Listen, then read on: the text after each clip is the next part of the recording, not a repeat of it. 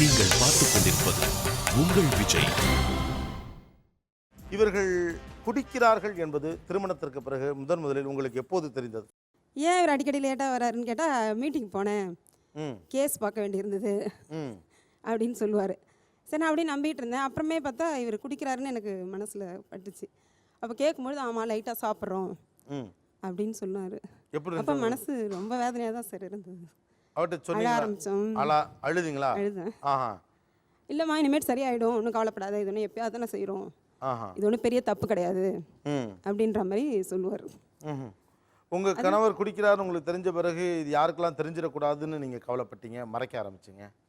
எங்கள் வீட்டில் இருக்கிறவங்களுக்கு யாருக்கும், எங்கள் வீட்டில் யாரும் குடிக்கிறது கிடையாது. எங்கள் அப்பா வந்து எங்கள் சைடில், எங்கள் அப்பாவுக்கு தெரியக்கூடாது நான் மெயினாக நினச்சேன். பக்கத்தில் எங்கள் வீட்டுக்காரர் ரொம்ப கஷ்டப்பட்டவருங்க. ஆரம்பத்துலேருந்து எதையுமே விரும்ப மாட்டார், எதுவுமே சாப்பிடவும் மாட்டார், கடையிலையும் எதுவும் வாங்கி சாப்பிட மாட்டாங்க. அதனால எனக்கு ஒரு ஆசை என்னென்னா இதாவது சாப்பிட்டு அவங்க நல்லா இருப்பாங்களா அப்படின்னு எனக்கு மனசில் ஒரு ஆசை. அருமையான பதில் சொல்கிறது நீங்கள் தாங்க. கணவரை குடின்னு நம்மளே சொல்கிறோமே அது தப்பு அப்படிங்கிற மாதிரி உங்களுக்கு தப்புங்கிறது தெரியும், தெரிஞ்சாலும் அவருக்கு ஒரு மனசுக்கு இதுவாச்சும் ஒரு தெம்பா இருக்கட்டுமே, இது சாப்பிட்டாச்சும் ஒரு மனசு திருப்தி அடையட்டுமே அப்படிங்கிற ஒரு ஆசையோ ஒரு பாசத்தினால தான் சார் நான் சொன்னது. முதல்ல எப்போ வாங்கி கொடுத்தீங்க? அது 5 வருஷம் ஆகுது. அது அப்போதான் எங்கள் மாமா வெளிநாட்டிலேருந்து வந்தார். சரி. அப்போ கொண்டுட்டு வந்தாங்க நிறையா. கொண்டுட்டு வந்ததை பார்த்தா எல்லாரும் வந்து சாப்பிட ஆரம்பிச்சிட்டாங்க. சரி சரி. சாப்பிட்டுட்டு எல்லாரும் விரும்பி சாப்பிடும்போது நம்ம வீட்டுக்காரர் மட்டும் அதை விரும்பவே இல்லையே அப்படின்ட்டு நான் தான் கம்பல் பண்ணி ஊற்றி கொஞ்சம் கொஞ்சம் கொடுத்து பார்த்தேன். அவருக்கு ஒம்பட்டு வாந்தி எடுத்துச்சு. எடுக்கிறதோட கம்பல் பண்ணி கொஞ்சம் கொஞ்சம் கொடுக்க ஆரம்பிச்சேன். இப்போ ஓவர் ஆயிட்டு. குடிக்கட்டுமே அப்படின்னு, ஏன்னா பொதுவாக பெண்கள் குடிக்க எதிராகத்தான் இருப்பாங்க. அது ஏன்னா கஷ்டப்பட்டு எல்லாமே இருக்கு, சந்தோஷமா இருக்க மாட்டேங்கிறாரு, சந்தோஷமா இருக்கவும் மாட்டேங்கிறாரு, நிம்மதியாகவும் இருக்க மாட்டேங்கிறாரு. வாழ்க்கை பூரா ஒரு கஷ்டமா, இந்த ஒரு நிம்மதியாச்சும் இருக்கட்டுமே அவருக்கு வாழ்க்கையில. இது ஒரு ரியாலிட்டி, இது ஒரு ரியாலிட்டி, இப்படியும் இருக்கிறது உலகம் சார். அப்படின்னு நான் தான் விரும்பி குடிக்க வச்சது. ஓகே. இப்போ குடிக்கிறது டெய்லி கான்ட்ராக்ட் ஆரம்பிச்சிட்டாரு அவராது. ஓ, நீங்க எந்த ஊரு? கண்டிதம்பேட்டை, மன்னார்குடி பக்கத்துல. மன்னார்குடி பக்கம். Okay okay okay. இது ஒரு இன்னொரு முகம். உங்க வீட்டுக்காரர் குடிக்கிறாருங்கிறது ஃபர்ஸ்ட் உங்களுக்கு எப்போ தெரிஞ்சுச்சு? குடிப்பழக்கம்லாம் எதுவும் இல்லைன்னு சொல்லிட்டு தான் மேரேஜ் பண்ணார். அதுக்கப்புறம் 1 இயர் போச்சு. அப்புறம் எதுவும் எனக்கு மூமெண்ட்ஸ் பண்ணுற எதுவும் தெரியாமல் இருந்துச்சு எனக்கு குடிக்கிறதெல்லாம். ஃபர்ஸ்ட் ஆஃப் ஆல் அவர் எப்போ குடித்தாருன்னா அவர் டேடித்து வந்து வாட்சி காணாமல் போயிடுச்சு. அப்போ தான் தெரிஞ்சுது. அன்றைக்கி நைட்டு ஓவராக குடிச்சிட்டு வீட்டுக்கு வந்தார். ஓ, அப்போதான் அந்த ஃபீலிங்கில் குடிச்சிட்டாரு. அன்றைக்கி அடியே வந்துச்சு சார், எனக்கு அடியே இருந்துச்சு வீட்டில். அது விழுந்திருக்குன்னு தெரியும், அதுக்கு தான் அடி விழுந்துச்சு. அப்படி அடிச்சிங்களா? ஸோ அவர் பெருமையாக சொல்லிட்டாரு. நான் எது சொல்கிறது இல்லை, நீங்கள் சொல்லுங்க. அடிச்சேன் 4 அடி அடிச்சேன். எப்படி அடிச்சீங்க? அடிச்சு கையால தான் அடிச்சேன். தண்ணி அடிச்சிருக்காரு, எங்க கோவத்துல அடிச்சிட்டீங்க. ஆமா. ஓகே. பக்கத்துல கல்யாணம் ஆனதுக்கப்புறம் 3 மந்த்ஸ் கழிச்சு கொடைக்கானல் போயிருந்தோம் நாங்கள் ஃப்ரெண்ட்ஸோட. போயிட்டு வந்தோம். அவங்க வந்து அடுத்த ரூம், நாங்கள் வந்து ஃபர்ஸ்ட் ரூம். அதுக்கப்புறம் இவங்கெல்லாம் கொஞ்ச நேரம் கழிச்சு வந்து அவங்க ரூமுக்கு போக ஆரம்பித்தாங்க. என்னன்னு கேட்டால், என்ன எதுக்காண்டி போகிறீங்க, இந்நேரத்துக்கு ஏன் போகிறீங்க அப்படின்னு கேட்டால், அப்போ தான் சொன்னார், இல்லை நான் சும்மா போய் ஃப்ரெண்ட்ஸை பார்த்துட்டு வரேன் அப்படின்ட்டு. சரி, நான் அப்புறம் போனதுக்குமே உடனே திரும்பி வந்துட்டார். சரி, இப்போ பேசிகிட்டு இருக்க வேண்டியதானே, ஏன் திடீர்னு வந்தீங்க அப்படின்னா. அப்போ தான் சொன்னா, இல்லை அவங்கெல்லாம் தண்ணி அடிக்க போகிறாங்க அப்படின்னா. நீங்கள் அடிப்பீங்களான்னு கேட்டேன். இல்லை நான் அடிக்க தான் போனேன், என்னையே திருப்பி அனுப்பி விட்டுட்டாங்க வேணான்னு சொல்லிட்டு அப்படின்னு சொன்னாங்க. சரி ஓகே, அப்போ நீங்கள் அடிப்பீங்களான்னுங்கிறது அப்போ தான் எனக்கு தெரியும். இல்லை நான் அடிப்பேன், ஆனால் எப்போயாச்சும் ஒரு தடவை அடிப்பேன், ஃப்ரெண்ட்ஸோடு சேரும்போது ஒரு தடவை அடிப்பேன்ற மாதிரி பதில் சொன்னார். ஆனால் அன்னைக்கு கோவம் வந்துச்சு, அழுதேன், பேசவே இல்லை. அதுக்கப்புறம் வந்துட்டு இல்லை. அந்த ஒரு நாள் வந்து நீங்கள் வந்து யோசிச்சிருக்கீங்க. ஆனால் அதுக்கப்புறம் எப்போ வந்து அந்த மீறி இருக்கீங்க? ஆஃபீஸ் பார்ட்டி தான் சார். அப்போ போயிட்டு வேற வழி இல்லை, எல்லாருமே குடிச்சு தான் ஆகணுன்ற மாதிரி ஒரு இது. மனைவிக்காக குடிக்கக்கூடாது நினைச்சாலும் கூட ஆஃபீஸ் பார்ட்டிங்கிற ஒரு சூழல் வரப்போ குடிக்கிற மாதிரி வேற வழி கிடையாது. ஓகே.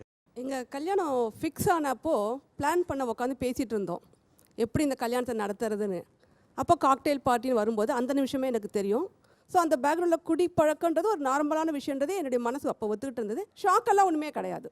ஓகே. பிளானிங்கில் நான் கூடவே இருந்தேன். ஸோ நீங்களே அந்த அரேஞ்ச்மெண்ட்ஸில் இருந்தீங்க? கூட இருந்தோம். உங்கள் கணவர் குடிப்பது உங்களுக்கு முதலில் எப்போது தெரிந்தது?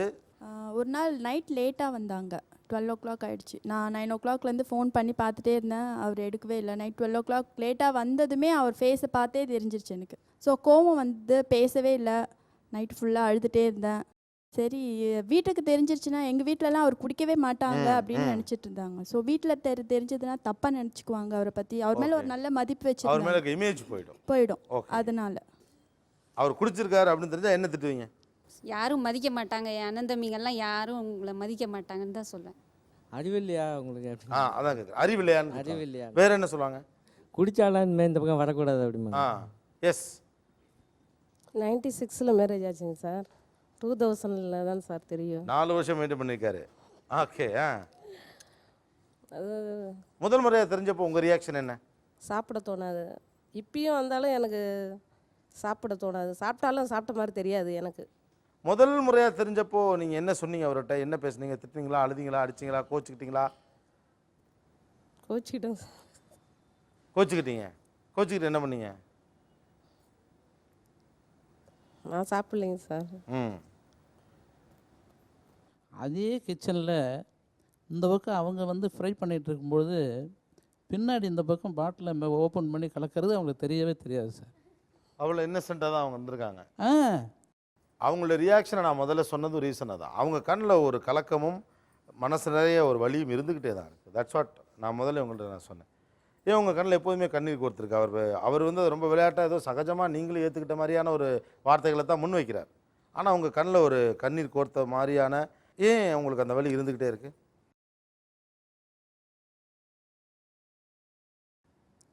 இப்போ எங்களுடைய உறவினர் ஒருத்தவர் சார் கல்லீரலால் பாதிக்கப்பட்டு இறந்துட்டார். செத்து போயிட்டார்? ஆமாங்க சார். பயமாக இருக்கா? ஆமாங்க சார். என்ன முதல்ல எப்போ தெரிஞ்சு? ஒரு 1 இயர் கழிச்சு தான் சார் தெரிஞ்சது. யூஸ் பண்ணிட்டு அந்த கொய்யா இலையெல்லாம் சாப்பிட்டு வந்துடுவார். ஓ, ஸ்மெல்லு தெரியாமல்? ஆமாம், தெரியாமல் இருக்கிறதுக்கு சாப்பிட்டு வந்துடுவார். அதுக்கப்புறம் நான் கேட்டதுக்கு அப்பயும் ஆனால் மழுப்பிட்டார். அது இல்லை, ஒன்றும் இல்லை, சும்மா கேன்டீனுக்கு போனேன், சாப்பிட்டு வந்தேன்னு சொல்லி மழுப்பிட்டார். பட் அவர் குடிச்சாருன்னு தெரிஞ்சதுமே உடனே நான் அழுதேன். 2 நாள் 3 நாள் கூட சாப்பிடாம இருந்திருக்கேன். ஆனால் அவரும் சாப்பிட மாட்டார். நான் சாப்பிடலன்னா அவரும் சாப்பிட மாட்டார். ஆனால் எங்கள் மாமியார் இருந்ததுனால எனக்கு வந்து வெளிப்படையாக எதுவும் அவர்கிட்ட கேட்கவும் முடியல, சண்டை போடவும் முடியல. அப்படியே உங்கள் கோவத்தை வந்து சாப்பாட்டில் மட்டும் வெளிப்படுத்த முடியல. சாப்பாட்டில் மட்டும் தான் என்னோட கோவத்தை காட்ட முடியும். ஆமாம் சார். ஓகே. எஸ். பக்கத்தில் ஒரு கல்யாணம் ஆகி ஒரு 3 மாதம் கழிச்சு சொன்னாங்க சார். குடிச்சிட்டு வந்தாங்க. தெரியாது சார் அவங்க குடிச்சிட்டு வரதே. குடிச்சிட்டு வரும்போது பீடா போட்டு வருவாங்க. ரொம்ப நாள் கண்டுபிடிக்க முடியலை. அதுக்கப்புறம் பாத்ரூம் போயிட்டு வந்தால் கண்டுபிடிச்சல சார். பாத்ரூம் போயிட்டு வந்தப்போ அந்த நம்ம உள்ளே போனாக்கா தெரியும் சார், அந்த ஸ்மெல் வரும். குடிக்கல சொல்லிகிட்டு இருப்பாங்க, குடிச்சிட்டு வரதே தெரியாது. அதுக்கப்புறம் கண்டுபிடிச்சிட்டேன் சார். ஃப்ரெண்ட்ஸுங்களுக்காக போனேன். என் சூழ்நிலை என்னோட இது எல்லாமே எல்லாமே தோல்வியாக ஆகிட்டு இருக்குது. நான் இவ்வளோ கஷ்டப்பட்டு அதனால சூழ்நிலை காரணமாக தான் குடிக்கிறேன் அப்படின்னு ஒரு சமாதானம் சொல்லிடுவார். இந்த 3 வருஷம் கழிச்சு ஒரு ட்ரிப்பு பாத்ரூமில் வந்து வாந்தி எடுத்தேன். அன்றைக்கி தான் மாட்டினேன். ஓகே. வாந்தி எடுத்தோன்னு வீடே நாரிடுச்சு. அன்னைக்கு என்ன பண்ணாங்க? பாத்ரூமில் வாந்தி எடுத்து நார் அடிச்சப்ப சார் 2 சட்டை காலரை பிடிச்சி செவுத்துல ஒரு நெத்துனாங்க பாருங்க சார். ஆனால் பார்த்தாப்புல ஒன்றுமே தெரியலையேங்க. ரொம்ப சட்டை காலரை பிடிச்சி செவத்தோடு நச்சுட்டாங்க. அப்படியா? பாத்ரூம்லேயே சார். இப்படி தான் மட்டும் லேட்டாக வருதா கேட்டால் அங்கே போனேங்கிறது இங்கே போகிறது கவலைப்படுறன்றது தோல்விங்கிறது. என்ன தோல்வி? இதான் தோல்வியா? அவனை ஈறு வச்சுக்கலாம், அவனுக்கு விட்டிட்டோம் அப்படின்னு அப்படியே மேலே தண்ணி தூக்கி விட்டு ஊற்றி பெட்டில் போட்டு படுக்க வச்சுட்டாங்க. அதுவே எனக்கு தெரியாது. ஓ, கண்டிஷனே வேற. ஆமாம் ஆமாம். விடிந்த பிறகு நடந்தது என்ன? அப்போ ரொம்ப அவமானமாக இருக்குது சார். அந்த மூஞ்சில் முழிக்கிறதே கஷ்டமாக இருக்கும். ரொம்ப ஆனால் ரொம்ப வருத்தப்பட்டிருக்கேன் அதுக்காக. பெண்கள் முதல்ல தன்னுடைய குடும்பத்திற்கு அது தெரிந்துவிடக்கூடாது, தெரிந்தால் தன்னுடைய கணவனின் கௌரவம் பாதிக்கப்படும் அப்படிங்கிறதும், பிள்ளைகள் எதிர்காலத்தில் அப்பா பார்த்து கெட்டு போயிருமோங்கிற அச்சம், கணவருக்கு உடம்பு சரியில்லாமல் போயிருமோங்கிற கவலை, இதை தாண்டி சில இன்னைக்கு இருக்கக்கூடிய நியூ ஜென்ரேஷன் அந்த மாதிரியான கேட்டகரியில் இருக்கவங்க இட்ஸ் ஓகே, நீ அக்கேஷனில் தான் குடிப்பேன்னா லிமிட்டை தாண்டாதான் அக்செப்ட் பண்ணுற சில மனநிலையும் இருக்குது. ஒரு கட்டத்தில் எக்ஸ்ட்ரீமில் கோவத்தில் பலார்னு புருஷனை அடித்த சம்பவங்களே பார்க்க முடியுது. ஆக பெண்கள் அட்மிட் பண்ணலை, மெஜாரிட்டி பெண்கள் இதை அட்மிட் பண்ணலை. அட்லீஸ்ட் நீ அக்கேஷனல் ட்ரிங்கர்னா என் கண்ட்ரோலுக்குள்ளே நீ இருக்கியா அப்படின்னு மட்டும் நான் பார்த்துக்கிறேன் அப்படிங்கிற ஒரு இடத்த நோக்கி அவங்க நகர்ந்துருக்காங்க. இந்த குடித்தது தெரியாமல் மறைக்கிறதுக்காக நீங்கள் பண்ணுற அந்த தில்லாலங்கடி வேலைகள்லாம் என்னென்னலாம் பண்ணி மறைப்பீங்க? ரொம்ப தலைவலியாக இருக்குது, நான் படுத்துக்கிறேன் அப்படின்னு சொல்லிட்டு வயலண்ட்டாக படுத்துக்கிறேன். வந்த வாக்கில் அப்படியே போய் படுத்துறது. ஓகே. மத்தியானத்தில் போய் ட்ரிங்க்ஸ் பண்ணுவோம். சரி. ஸோ வீட்டுக்கு லேட்டாக வருவோம். ஓ, டைம் எடுக்கும். நான் பொறுத்த 25 கிலோமீட்டர்ஸ் அப் போனோம். சரி. அதனால லேட்டாக வரும்போது அந்த நேச்சுரலாகவே அந்த ஸ்மெல் போயிடும், கம்மியாயிடும். ஆரம்பத்தில் தண்ணி அடிக்கும் பொழுது பூண்டும் பொட்டுக்கல்லையும் சாப்பிடுவோம். பூண்டும் பொட்டுக்கல்லையும் சாப்பிட்டா சுமல் வராது. அதுக்கு அந்த குடிநாத்தத்தை தாங்கிடலாம், எவனுக்கிட்ட வர மாட்டான். வேற அப்போ நம்ம டென்ஷனாக இருக்க மாதிரி அப்பயே திட்டிடணும் நம்ம. ஓ ஓ பயங்கரமாக திட்டிட்டு வீட்டுக்கு போகும்போது செம்ம சவுண்டு விட்டுறணும். அது பண்ணல இது பண்ணல, ஏன் கூட்டலாக்கு பெருக்கலாம் அப்படி இப்படின்னு சொல்லிட்டு எப்படினாலும் பக்கத்தில் வரமாட்டாங்க. ஓ ஓகே, அவங்களுடைய அருகாமையை தவிர்க்கலாம். தவிர்த்துட்டு எனக்கு வேற வேணாம், எனக்கு சாப்பாடு வேணாம், ஒன்று வேணாம்னு சொல்லி செம்ம கோவப்பட்டு நான் போய் படுத்துடணும். சரி, எதா இருந்தாலும் உங்க காலில் பேசிக்குவோம் அப்படிங்கிற மாதிரி ஒரு மனநிலைக்கு அவங்களை தள்ளி விடுவோம். திடீர்னு ஒரு அண்ணன் ஃப்ரெண்டு கூட சேர்ந்து சாப்பிட்டு வந்துட்டேன். சாப்பிட்டு வந்து என்ன பண்ணேன், இவன் மார்க் கம்மியாக இருந்தான். இது தெரியக்கூடாதுங்க, நாம் குடிச்சிட்டு வந்ததுக்கு தெரியக்கூடாதுன்ட்டு வந்தான். ஹாய் டாடி அப்படின்னா, நீ என்கிட்ட பேச வேண்டிய அவசியம் இல்லைடா. இப்படி தான், நீ பேச வேண்டிய அவசியமே கிடையாது. இந்த பக்கம் திரும்பிட்டு. ஆமாம், வா டேட். டேட் என்னாச்சு உங்களுக்குன்னா, நீ பேசாத. சரி இங்கே வாங்க, நீங்கள் இங்கே வாங்க அப்படின்னா, எனக்கு தலை வலிக்குது, ஒன்று நினச்சே எனக்கு கவலை வந்துருச்சு, நான் போகிறேன்னு சொல்லிட்டு நேராக பெட்ரூம் போயிட்டேன். அப்போ கட்டாயமாக குடித்து விட்டு வீட்டுக்கு போகிற போது ஒரு குற்ற உணர்வு இருக்கத்தான் செய்யும். இருக்குது, டெஃபினட்டாக இருக்குது. ஒரு சின்ன பயம், மனைவியினுடைய முகத்தை பார்ப்பதற்கு பயப்படுகிறீர்கள். ஏதோ ஒரு வகையில் எல்லாருமே, அது ரொம்ப நாள் குடித்தாலும் சரி, எப்பயாவது குடித்தாலும் சரி, அது மனைவிக்கு தெரிய வேண்டாம் என்று நினைக்கக்கூடிய அளவுக்கு நம்முடைய ஒரு சொசைட்டி நம்மளை அப்படி தான் வளர்த்துருக்குங்கிறது ஒரு நல்ல விஷயம்தான்.